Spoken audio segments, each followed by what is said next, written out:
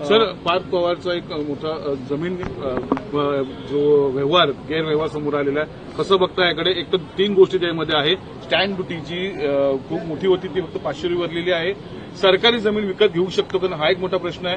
आणि त्याचबरोबर 1800 कोटीची जमीन 300 कोटीला विकत घेतलेली आहे. अजितदादांनी एक्सेप्ट केलेलं आहे की ते घर माझं नाही, पार्थ पवारांचं आहे. बघा, याच्यात 2 गोष्टी आहेत. एक, मी ऐकलं कुठच्या तरी रजिस्ट्रार की कोणाला तरी निलंबित केलेलं आहे.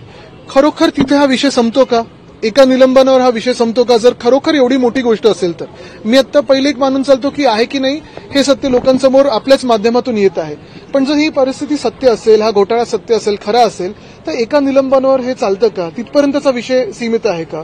आणि दुसरी गोष्ट म्हणजे मला वाटतं आता भाजपचे जे मित्रपक्ष आहेत ह्यांना देखील कळलं असेल आणि भाजपच्या कार्यकर्त्यांना देखील कळलं असेल की भाजप स्वतःकडे घेतं आणि खरं आहे की नाही माहित नाही, पण बदनाम करून तो सोडून देतं. पण भाजपच्या कार्यकर्त्यांनी ज्यांनी ह्याच पक्षाच्या विरोधात आंदोलन केलं होतं, ज्यांनी ह्याच पक्षाच्या विरोधात लाठ्या खाल्ल्या होत्या, भ्रष्टाचार म्हणून आंदोलनं केली होती, आता मंत्री उपमुख्यमंत्री म्हणून त्यांच्या डोक्यावर ह्यांनी बसवलेलं भाजपनी.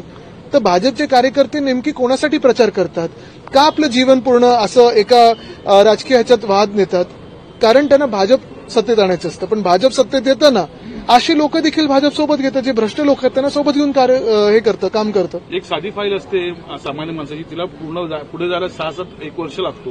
पण ही फाईल काही दिवसात म्हणजे शेतकऱ्यांना कर्जमुक्ती बोलतात पुढच्या जूनमध्ये देणार आणि एक फाईल लगेच 24 तासात हलते. 24 तास हलते. हे अंतर आहे ना 2 सरकारमध्ये. आपण पाहिलं असेल जे आता जे आरोप करतात की उद्धव साहेब फिरले नाहीत, हेच कारण आहे. कारण उद्धव साहेब जेव्हा आपण पाहिलं पूर्ण काळ जो मुख्यमंत्री होते, शेतकऱ्यांची मदत ही प्रामुख्याने करत होते.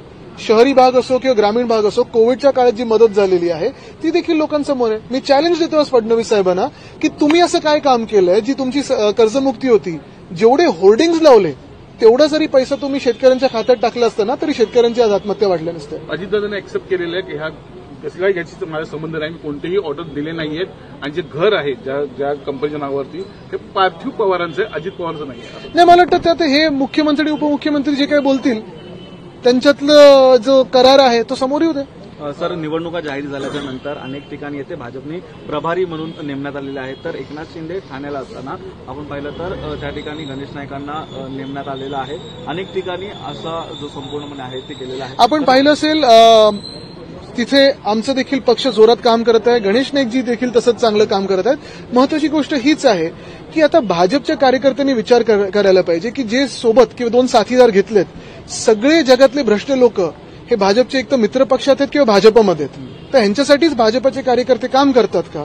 दुसरं म्हणजे जी वचनं देतात ती सरकारांत विसरून जातात. आणि तिसरं आणि सगळ्यात महत्वाची गोष्ट, काल आपण पाहिलं असेल राहुल गांधींच्या प्रेस कॉन्फरन्समध्ये आणि त्याच्या आधी आम्ही देखील वरळीतलं दाखवलं होतं की बोगस मतदार, फ्रॉड मतदार हे एवढ्या मोठ्या संख्येने आलेले आहेत की भाजपला असं वाटतंय की काम केलं नाही केलं, आश्वासनं जे दिली ती पूर्ण केली नाही केली तरी आम्हीच सत्तेत येतोय.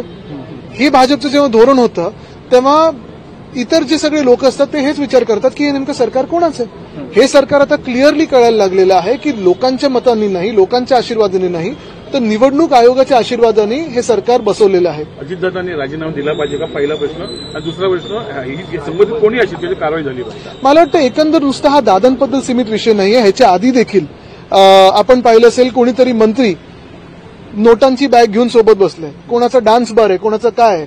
जे सरकार वोट चोरीने बनलेलं आहे ते आता नोट चोरीमध्ये लागले.